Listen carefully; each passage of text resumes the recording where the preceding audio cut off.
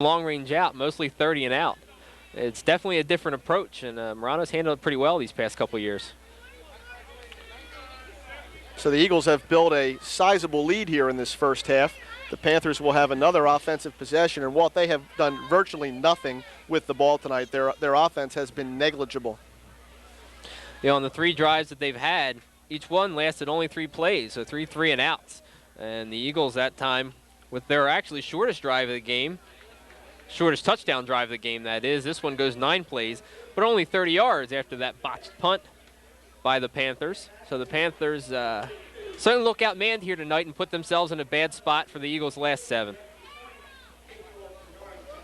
This ball taken by Tyrell Johnson at his own 20-yard line, looks for some blocking help, makes his way to the outside, runs past Daughin. Marano there to look for a kick, and on the sideline, looks like A.J. Hamaday finally brings him out of bounds, joined by number 22, Warren Smith. And it's great stop-and-go running by Tyrell Johnson. After he dropped that ball, he composed himself, picked the ball up, looked around, saw what he had, and decided that his best bet was to go to that left sideline. And as he headed to that left sideline, couple stop-and-goes, full Daughin. Albie Marano got blocked, and then it took Hamaday to get him out of bounds, and that time just barely. Interestingly, with only 1:40 to play here in the half, we see Swittenberg back out of the tunnel, joining his teammates on the sideline. The defense on the field for Norristown right now. Terrence Doyle sets the offense from his own 40-yard line. Johnson comes in motion. He's got 3 receivers to this side. Johnson was the guy, but a great stick by Garvin Stewart. Yeah, and again, Garvin Stewart concentrating solely on Tyrell Johnson. Once Doyle drops back and indicates that it's going to be a pass play, and Garvin Stewart will not miss many tackles. Tyrell Johnson, an excellent receiver, but the plays that they're running for him aren't really getting him out into open space, and Garvin Stewart is converging nicely. And in contrast to the Panthers' defensive style, the Eagles are playing about 10 yards off the line of scrimmage. So the key, especially here late in this first half, is not to get beat deep. Minute to play here in the half. It's 2nd and 9 from the 41-yard line. Terrence Doyle, the quarterback for the Panthers. Motley goes in motion. Little lateral to Motley in stride. Nice pass by Doyle. Motley had the blocker out front. That's going to be close to the first down of the night for the Panthers, but not quite. They need to get to about the Norristown 49, and I think we're going to give Motley the 50-yard line there. That's a neat call. That swing pass that time caught Motley right in stride, and he was heading upfield. With him running in stride like that, you'd think he would have picked up more, but great team defense by the Eagles to shut down that sideline. That's where Motley wanted to run. Coach Mosley on the far sideline calls his second timeout of the half with 26 seconds to play here. He's got 3rd and short, 3rd and a yard from midfield. And certainly it would be a big boost to his squad if they can somehow find a way to get into the end zone here, but considering they're vying for just their first down, I don't know if they've got the wherewithal to go 50 yards in 26 seconds. Yeah, and I don't know what kind of range John Paul Keller has, the Panther place kicker, but even 3 points at this point would be important for the team to get on the board after really anemic offense the whole first half.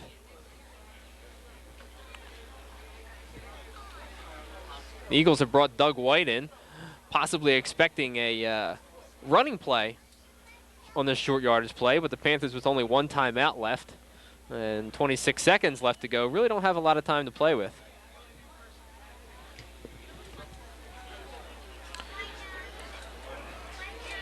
This time they send Justin Marsh to the far sideline. They've got Tyrell Johnson also in the pattern, along with 2 receivers on the far side. Same pattern they showed us the last time, the quarterback keeper. Well, that's interesting. There's 19 seconds to play here until the half. The clock will stop briefly as they move the chains on first down. And there we go, back in play again. It's a first down from the Norristown 48-yard line. 2 yards on that play. Terrence Doyle looks to the outside. He's got the man open, Marsh. Little bobble, but a good reception as Ian Stead comes up on the defensive coverage, and there is a timeout called. And Justin Marsh has some height at 6'1", and he needed every inch of it to get up and get that ball. Unfortunately, that's going to be brought back by a holding call. I didn't see that flag initially there, Walt. It was a nice catch by Marsh, but it's going to be negated on the holding play. And with 6 seconds until the half, the Panthers have called timeout to talk this over. It's going to be first down, which really is inconsequential, 1st and 20.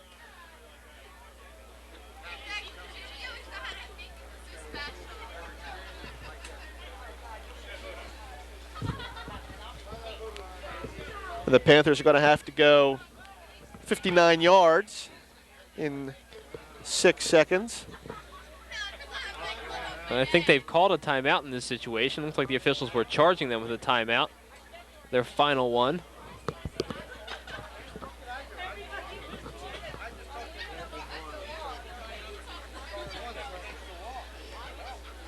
Doug White comes out of the ball game here for Norristown. The Eagles, as we mentioned, up on top in this contest, 21-0. That's an awful lot of manipulations, Jeff, for what's probably going to amount to a kneel down. What I don't understand, Walt, was the quarterback keeper on 3rd and 1. I mean, you've got 26 seconds left. Throw the ball. You've only got 3 plays maximum. You've got 2 without the first down. Why not try and gain some yardage on that 3rd down play? Yeah, with a few more seconds on the clock, it is important to get that first down if you're planning on a few more plays. But when you may only have 2 or 3 plays left, it being 3rd down or first down really doesn't much matter. So Terrence Doyle, the Panther quarterback, will try and work some magic here with only 6 seconds remaining until the half. Doyle pump fakes. He's not going to get anything off as Yeboah Kabold was all over him. Dave Artis came in to help out, but I'll tell you, great penetration by the Eagles, and do they go into the locker room pumped up. Great sack that time by Kabold with a little assist from Artis, and Terrence Doyle never had a chance. That's the first half of play here at Roosevelt Field. The Eagles up on top, 21-0, as the crowd gives them a much-deserved round of applause. And Walt and I will be back in just a moment to talk a bit about the Eagles' scoring drives.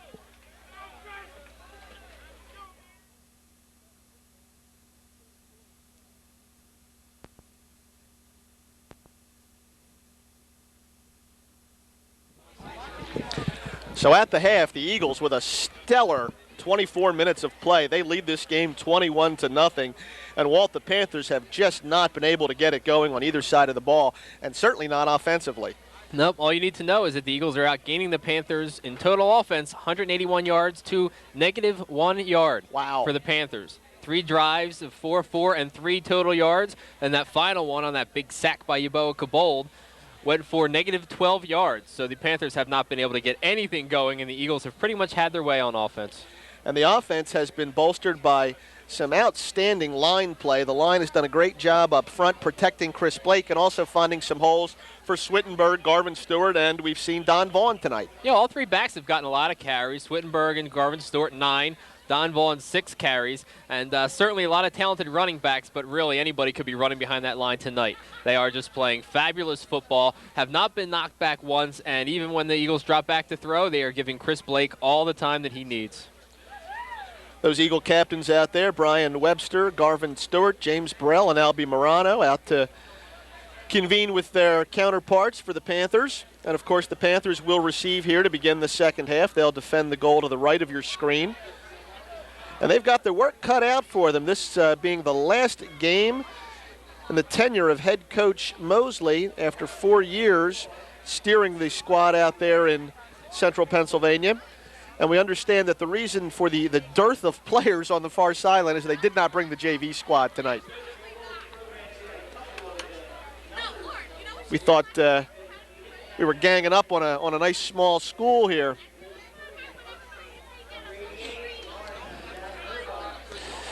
And just to let you folks know that the reason Garvin Stewart and Don Daughin have gotten a lot of the carries is Troy Swittenberg with a little bit of a stomach virus tonight.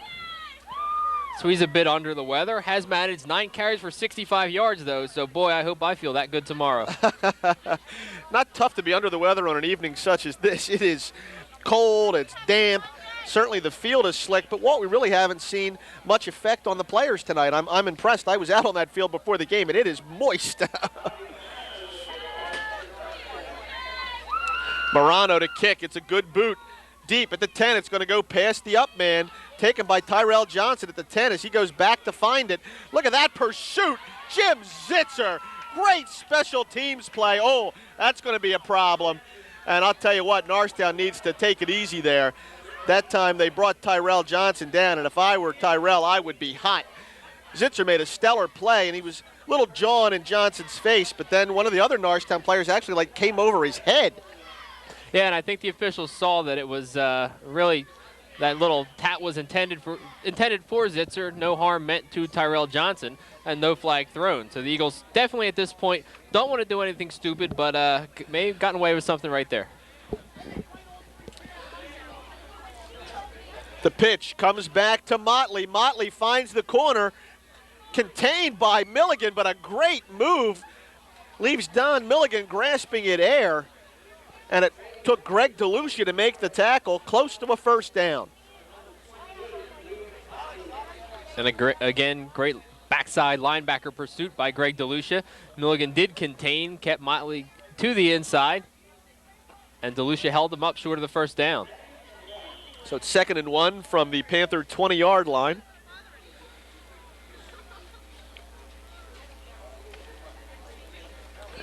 We have a change at quarterback, it looks like, for the Panthers. We'll get you that in just a moment. The handoff up the middle is stuck by Darrell Johnson. Well, I tell you what, Darrell Johnson was in the backfield almost before that ball got handed off. Creates a loss on the play. The carrier that time was Motley. In at quarterback, we have number 12, Tyrone Beasley. Not quite sure what precipitated that for you, folks. It might have been the -1 yard in the first half. That might do it for me. That's as good a guess as any, I suppose. And, of course, Doyle is a junior, so he's got another year to go. Also, perhaps he might have been hurt on that sack at the end of the first half. This time, the run goes up the middle for a first down, and that's going to be a new happening for the Panthers. This will be their first down of the night. There's a Norristown player down on the field. We're going to have a stoppage here. Bring the trainers in. Trainer Dennis Flynn out onto the field with his staff. We've got a Norristown player writhing around in pain down there. We'll get you the number in just a moment.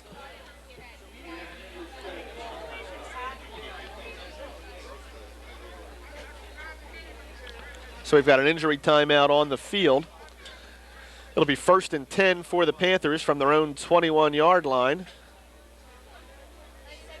Officials instruct the teams to take a break on the sideline while trainer Dennis Flynn sees the situation. Looks like James Burrell, number 77, and it appears, Walt, that they're looking at his knee.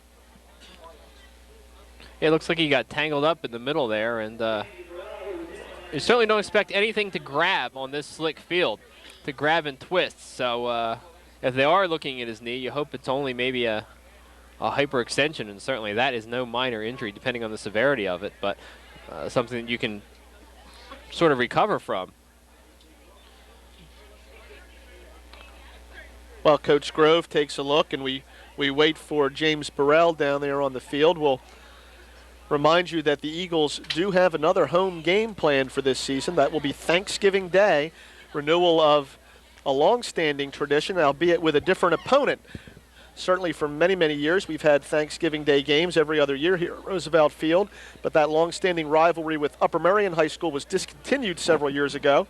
The Eagles now apparently have found another local opponent willing to play here on the holiday, and that's Plymouth Whitemarsh High School, coached by Joe Iacovetti.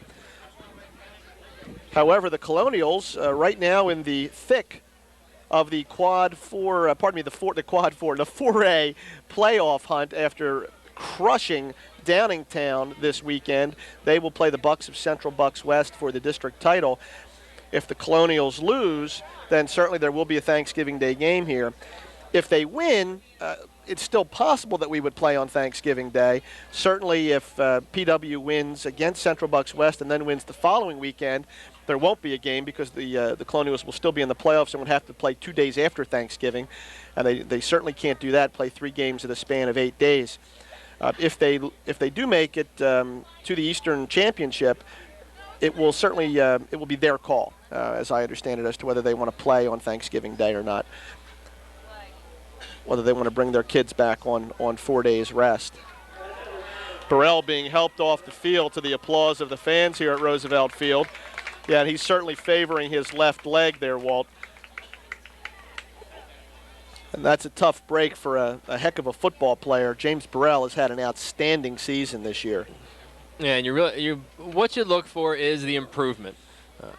He had a ton of talent, very fast, very strong, great guy to have out in front on that running play. But he has just improved so much, even on the defensive side as well. And you hate to see something like that happen to him, that he might not be able to finish out this game. Onto the field, Johnson on the blitz, into the backfield. The ball carrier fumbles, it's loose. There's a pile. Norristown says they've got it. We'll wait for the officials to decide.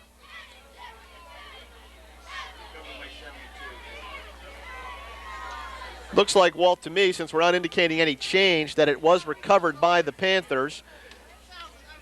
Down on the bottom of that pile, it's number 72, Shane Steele. Pardon me, Justin Reed. I'm sorry, Justin Reed with a heads-up play that time. Darrell Johnson on the blitz was in the backfield, almost got the quarterback before he handed it off. And then the ball carrier, I believe it was Motley, fumbled the ball. And they have used Johnson on more blitzes this year, but with 3 linebackers tonight, they can use him even more in that role. The quick snap goes to Motley on the pitch to the sideline. He's brought down, but he gets another first down for Central Dauphin East. So 2 good plays there, move the ball ahead to about the 35-yard line.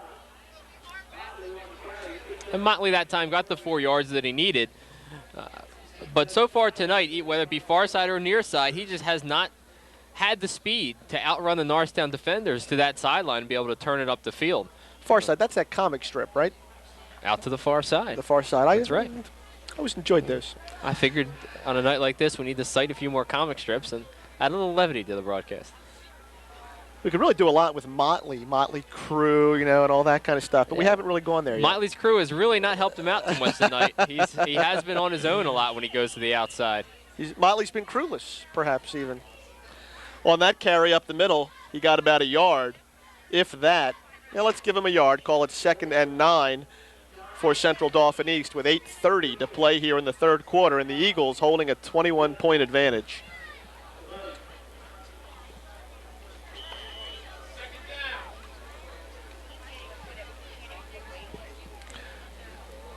Now we are seeing a lot of players shuttling in and out for the Panthers as they try and find something that will work on offense.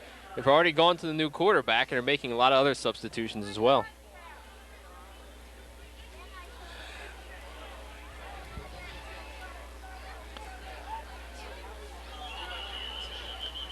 Flag on the play, might be delay of game, although perhaps there was some motion there. The Norristown players were pointing to the line, which leads me to believe there was some motion down low there. Well, the Eagles jumped, but as long as there's no contact, they are allowed to get back behind the line of scrimmage until the ball is snapped. So one of them may have drawn somebody offside there. And the officials call it against Norristown, offside against the Eagles. Eagles wanted a motion penalty on the line, but not to be. So instead of 2nd and 9, it's 2nd and 4. And we did see James Burrell leave the field there, Walt, not under his own power, unfortunately, assisted by 2 teammates. And he is taken into the tunnel.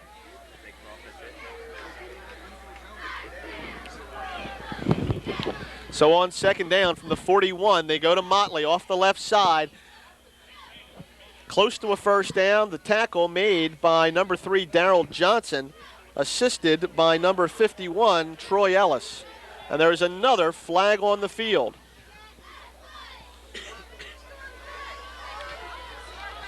Looks like unsportsmanlike conduct again against Norristown. The Eagles letting their tempers get the best of them here tonight. That's the second unsportsmanlike call against Norristown. I didn't see the infraction that precipitated it this time.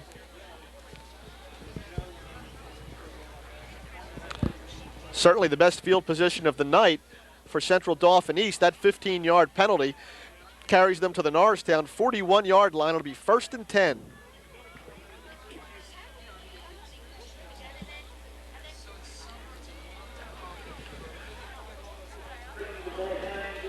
It's the longest run from huddle I've ever seen. These guys look like they're doing laps. They were so far away.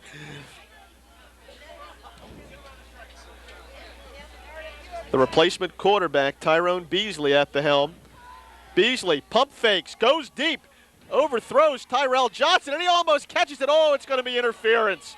Instead, the cornerback is going to get flagged on that one. And I tell you what, I thought that ball was poorly thrown when it left Beasley's hands, but somehow Tyrell Johnson ran underneath it, almost caught it, and both officials threw flags. Well, the ball was high enough up in the air that Johnson was able to make the nice adjustment. It was that first pump fake by Beasley that drew the cornerback, Ian Stead, up a little bit, and then Johnson was allowed to run right by him and sort of flare to the outside on that fade route. But the pass interference is called on Ian Stead. All he could do that time was throw his arms up blindly and not looking back at the ball. They may have gotten him for contact. They may have gotten him for face guarding that time. So the interference call results in another first down. The handoff off the left side that time is stopped by Doug White. Also down at the bottom of the pile is Troy Ellis. Only a yard on that play brings up 2nd and 9 from the Eagle 25. And the Panthers have not been too willing to challenge that interior of the Norristown defensive line tonight. Haven't gone up the middle too many times. That an illustration why it would go up the middle that time for very little gain. Well, with Doug White and Yeboah Cabold in there, I don't know that I'd go up there too much tonight either. The deep drop. Beasley airs it out. He's got Johnson on the sideline. Stead is there. Ball is complete, though, for a first down. Tyrell Johnson with another big reception for the Panthers. And they're throwing Johnson out there into single coverage with Stead on him. And as you mentioned on the last play, Walt, Beasley just throwing it up there and letting Johnson run to it. And Coach Mosley, it seems like, has decided that he wants to free Tyrell Johnson up a little bit from Garvin Stewart. So he's going to turn him to the outside and just let him work one-on-one with Ian Stead. And I guess it's up to Johnson to use the athletic ability because Beasley really isn't delivering it right to him. He's just sort of floating it out there. And it's really a battle between Johnson and Stead. So another first down, the best drive of the game, most certainly, for the Panthers, has them deep in Eagle territory. 1st and 10 from the 12-yard line. The handoff, Motley goes off the right side, another solid gain for Lewis Motley. Nice footwork by Motley on his 12th carry of the game. Once he got up to that tackle position, he was pretty much blocked off, so he had to dance to the outside and then cut it back upfield.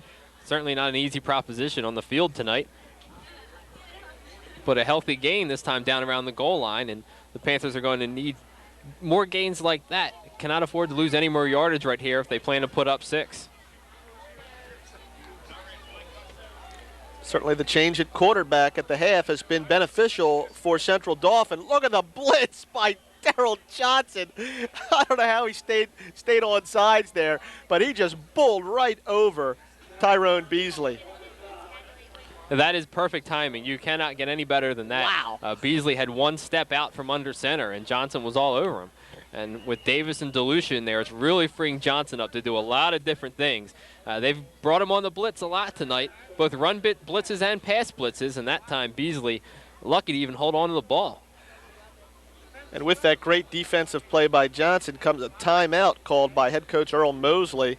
He wants to talk it over here. He's got his best scoring opportunity of the game. He doesn't want to squander it here with 5:11 to play in the third quarter and his team down by 21 points. It's going to bring up 3rd and 8 from about the Eagle 10-yard line. And that's what I just mentioned, Jeff. You cannot afford to lose the yardage down here with a team that's struggling to score points. And obviously Norristown sort of felt the same way and decided to be aggressive on defense and come up with the big play. It's a real nice call by the Eagles to send Darrell Johnson on that blitz. And great execution by Johnson to get across that line just in time.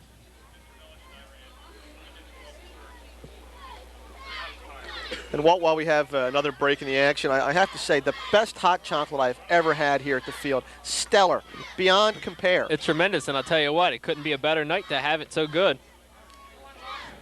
We'll give credit to Pam Hickman and the rest of the parents down there in the booth, right? And that'll be my recommendation. If you come out here Thanksgiving Day, folks, get the hot chocolate. You'll probably need it. The large container.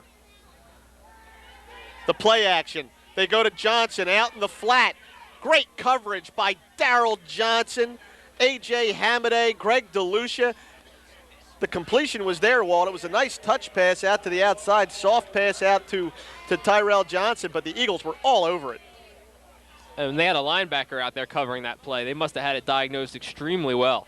And again, the versatility of that Norristown defense, the fact that they can cover a great receiver, great speed receiver like Tyrell Johnson with a linebacker like Darrell Johnson. Boy, that's tremendous versatility in that Eagle defense. A lot of lefties on the field tonight here for the Panthers. A left-footed kicker on 4th and 8. The field goal attempt is low and no good. Kicker John Paul Keller is brought onto the field to attempt a 27-yard field goal, and it was never possible. Never high enough. And no. So we were talking about Albie Morano putting it under the bar for soccer. That's exactly what Keller did that time. Had a nice little top spin on it, and never had the height. Never had the height at all. Perhaps a slip in the footing or something, but certainly a heartbreaker for the Panthers to not come away with any points on that drive. Big defensive stand by Norristown. And Jeff, that's a 13-play drive. That's takes up a lot of time for the Panthers, and probably would have put some confidence back into them for the rest of this game. But now, if Norristown can get anything going, boy, they're just going to take the heart right out of the Panthers. 4:26 to play here in the third quarter. Chris Blake hands off to Swittenberg. Swittenberg off the right side into the open field. He's going to go all the way, folks. He's got one man to beat. Tyrell Johnson in pursuit. Beasley's got the angle. Beasley knocks him out of bounds at the 2-yard line. Oh. Knocks him out of bounds. 4:10 to go in the quarter. Boy, I tell you, Beasley came from the angle. Tyrell Johnson was gaining on Troy Swittenberg. We know he hasn't been feeling 100% tonight. But what a tremendous run by Troy Swittenberg. And again, as soon as he burst through that line of scrimmage, there was absolutely nobody there. The official was the only one who had the initial angle on him. Troy Swittenberg looked around to see who was coming and found nobody. All he could do was dash to that corner. Great pursuit by the Panthers. Absolutely, and credit the great blocking up front again by the Norristown line. Troy Swittenberg just came off that right side. And a huge hole, as Walt said. Once he beat the initial line of scrimmage, there was nobody left. First and goal from the 3-yard line. That time Swittenberg is stacked up quickly. Tyrell Johnson in on the play along with linebacker Jeremy Muma.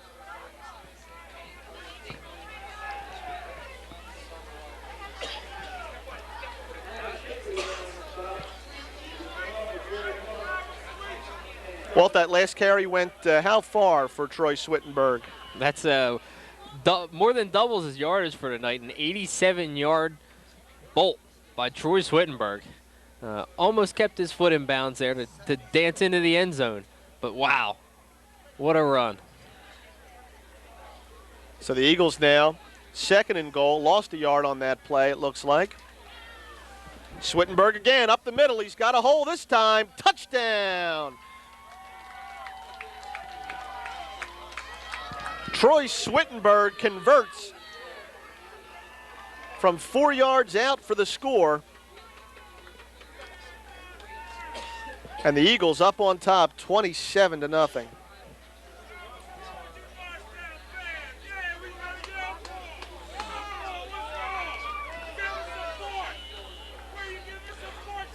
Well, I'll tell you, Troy Swittenberg is just a stellar running back.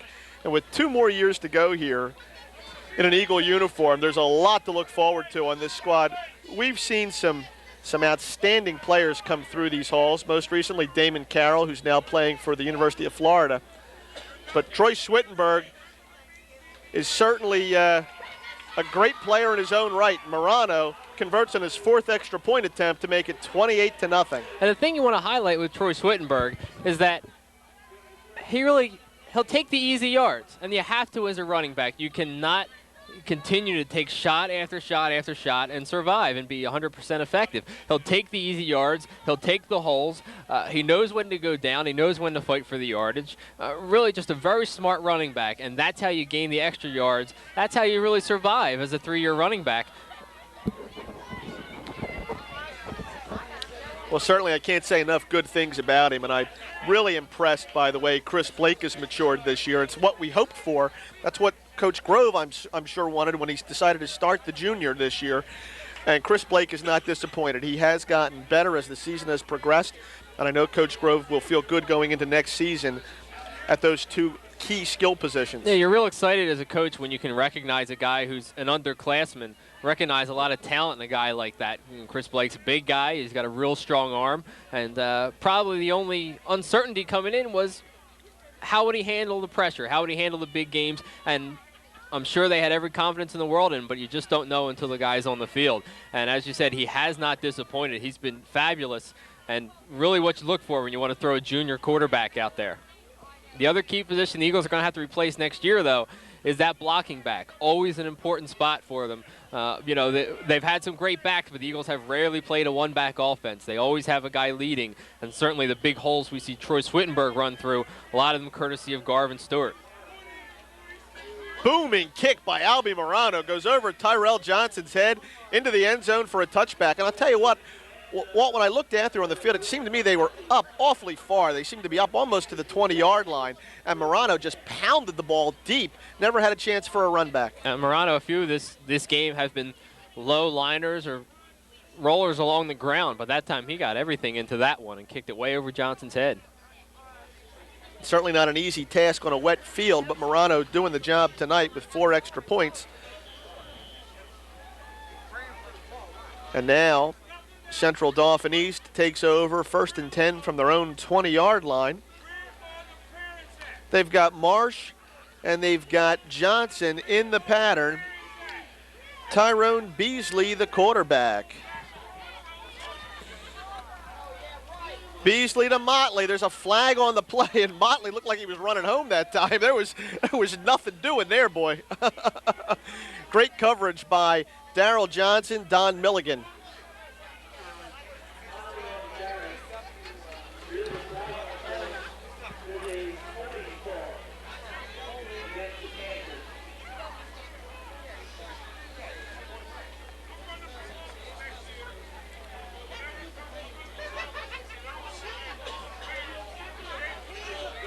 Some discussion down on the field here, folks. It's going to be marked off.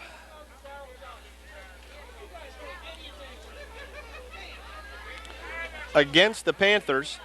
Holding is the call. It'll be 10 yards back from the point of the infraction, so it's actually going to be 1st and 21.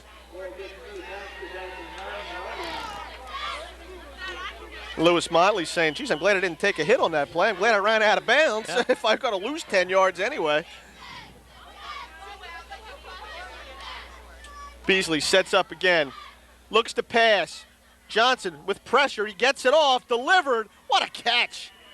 Boy, I'll tell you, that time Tyrell Johnson really showed what he's made of. He took a stick from Ian Stead, and Johnson kept possession, got it back to the original line of scrimmage. I don't know how much quarterback Beasley's played this year, but he certainly looked like he'd been playing it all year that time. Really down around his own goal line, inside his 10. Stepped up into the pocket with pressure all around him and delivered a strike to Johnson, cutting across the field. Another receiver right there also for the Panthers, and that added to some of the coverage that time. But Johnson, good receiving technique, put his body between his man and the ball. So it's now 2nd and 10 as they make up the yards lost by the holding penalty. The handoff, the quick hit, goes to Eric Pavone, and there's nothing doing there. It's going to be 3rd and long for the Panthers.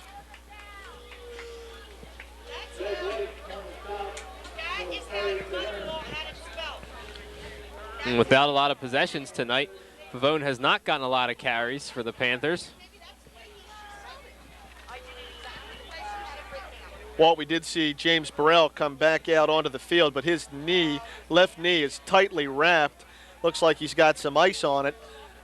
but certainly encouraging that Burrell was able to come out under his own power, so I don't think it's anything too serious.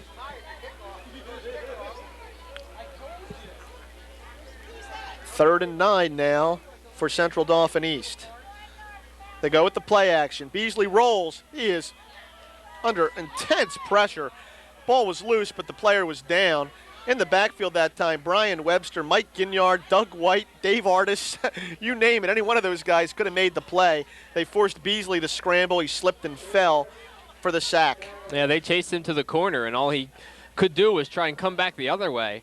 But I don't think that would have been too successful had he even kept his feet. So the Eagle defense does the job, brings up 4th and long, 4th and 20. They'll send Milligan back along with Pranzati. And the punter, Pavone, hopefully from his standpoint, snapper will get the ball to him this time instead of over his head. It's a low snap. Pavone, not a good kick, end over end. It takes a Panther bounce, but the Eagles are still going to have tremendous field position from the 43-yard line. And here's, again, hits at the end of the play, resulting in flags, and I'm not sure who that's going to be against, but my guess is it's going to be another unsportsmanlike call at the end of the play.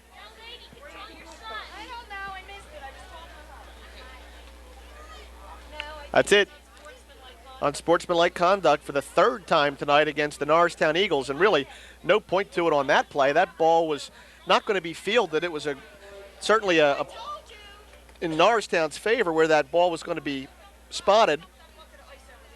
No, and you wonder really what's precipitating those calls. I mean, it's not the most heated contest that Norristown's been in this year, and that they really played good, fairly penalty-free football against North Penn last week. So it's not something that they've shown a propensity to do this year. Must just be the tone of the game out there. It's a nasty night, and I guess tempers are a little bit hot. But as you say, it seems like an odd circumstance for it to happen. I mean, we've got 27 seconds to play in the 3rd quarter. The Eagles lead 28-0. This game is well in hand. They are totally dominating Central Dauphin East. It's a team they've never seen before, so there's certainly no rivalry involved. But for whatever reason, the Eagles are letting their tempers get the best of them on a few plays tonight. The handoff up the middle. Garvin Stewart into the open field. It's another race to the end zone. Nobody's going to touch Garvin Stewart. Touchdown, Norristown. 59 yards for Garvin Stewart, and the score. No flags on that play. Well, forget the effect of that penalty. Garvin Stewart negated it with one huge run, and that's nice to see for Garvin. I tell you, he's had a great season this year, and I'm sure that's something he's going to have good memories of. Yeah, that's a nice way to end up with a great run like that. But, boy, it certainly wasn't the traditional workhorse run by Garvin Stewart. It was just 3 steps and an explosion. And 59 yards, 55 of them with no white shirts anywhere around him. Once again, off that right side, just complete dominance by the Norristown Eagles. Well, we've got to take a look at the defensive set the next time out there. I mean, what are they doing out there that there is nobody left once you get past the line of scrimmage? Yeah, they're really loading up that line, and I think the linebackers are just misreading the holes. And once the back gets through, there aren't any linebackers there. And with the defensive backs spread out so far, the Eagles putting a couple guys out wide, defensive backs are nowhere to be found. And what's happening is Eagles are running to the right side on the near side, and they're splitting all their players, their receivers, out wide to the left. So that takes the Panther defensive backs out of the play. The one thing to look for is where are the linebackers? And they must really be up trying to fill gaps in that line of scrimmage. And the right side of the Norristown line is just opening huge holes that the Panthers aren't counting on. Morano converted that extra point, as you saw. It's now 35-0 with 16 seconds to play in the quarter. And the Eagles totally dominating this visiting team here tonight. These kids are going to have a long drive back to Central Pennsylvania tonight. And not a lot of challenge to give you the drive summary on that one. One play, 59 yards, 11 seconds. You can compute Garvin Stewart's time in the 40 if you like, off of those numbers, but adding to his numbers, certainly nice to see him putting up some numbers. Not a guy who's looking at individual statistics, but a little reward right there. A little bit of time to stretch his legs and put up 6.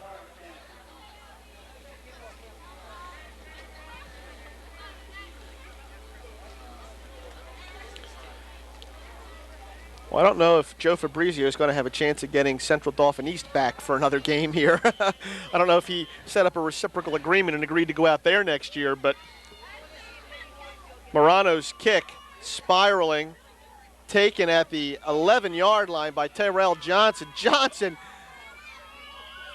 jukes his way past one intended tackler. That was Zitzer, who was first down there, but it's brought down at about the 23-yard line. And Jeff, they just look like a team in turmoil. They really look like the coaching uncertainty, and it's not uncertain that Earl Mosley's retiring, but obviously there's some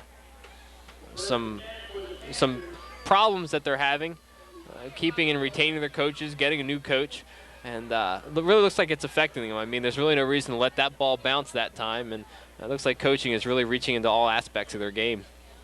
So 1st and 10 now. Beasley on the drop, pump fake, goes deep for Johnson. Stead is right there, stride for stride. Ian Stead with excellent coverage there, breaks up the play. The incomplete pass stops the clock with 3 seconds remaining in the third quarter. It'll be 2nd and 10 for the Panthers.